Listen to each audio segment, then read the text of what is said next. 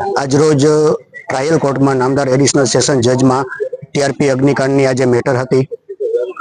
એ ટ્રાયલની અંદર આજરોજ પ્રોસિક્યુશન દ્વારા એની સુનાવણી કરવામાં આવેલી. જે એપ્લિકેશન આરોપી તરફથી એવી આપવામાં આવેલી હતી કે ડિસ્ચાર્જની એપ્લિકેશન સંભળાય એ પહેલા પ્રોસિક્યુશન છે એ પોતાનો કેસ ઓપન કરે અને એ ઓપનની અંદર સ્પેસિફાઈ કરે કે ડોક્યુમેન્ટ્સ રજૂ કરેલા છે તો એ ડોક્યુમેન્ટ્સ આરોપીને કઈ રીતે લાગુ પડે છે અને શા માટે એ ડોક્યુમેન્ટ્સ આ રજૂ કરેલ છે.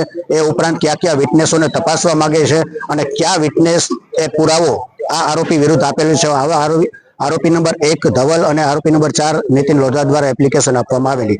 એની આજરોજ સુનાવણી થયેલી અને એ સુનાવણીમાં મેઇન પ્રોસિક્યુશન તરફથી એવી રજૂઆત હતી કે જ્યારે 7/11/2024 ડી રજૂ કરવામાં આવેલું અને ડ્રાફ્ટ ચાર્જ આપવામાં આવેલો એ વખતે જ પ્રોસિક્યુશને પોતાનો કેસ ઓપન કરેલો અને જેની નોંધ પ્રોસિડિંગમાં પણ કરવામાં આવેલ હતી.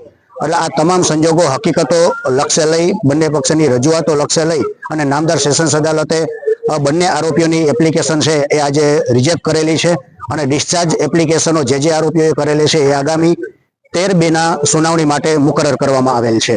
અને બીજા અપડેટ ટીઆરપીમાં જોવામાં આવે તો કુલ નામદાર હાઈકોર્ટની અંદર 7 એપ્લિકેશનો બેલ એપ્લિકેશનો છે એ ઓર્ડર ઉપર હતી. એનો આજરોજ સવારમાં નામદાર હાઈકોર્ટ દ્વારા બેલ એપ્લિકેશનોનો ઓર્ડર ડિક્લેર કરવામાં આવેલ છે અને એમાં 4 આરોપીઓ જેમાં કિરીટસિંહ જાડેજા, અશોકસિંહ જાડેજા ઉપરાંત ઇલેશ ખેર અને મનસુખભાઈ સાગઠિયાની 4ની બેલ એપ્લિકેશન છે એ ટીઆરપી અગ્નિકાંડમાં રિજેક્ટ કરવામાં આવેલી છે અને 3 આરોપી ગૌતમ જોશી, મકવાણા સહિતના 3 જણાના જામીન છે એ મંજૂર કરવામાં આવેલ છે.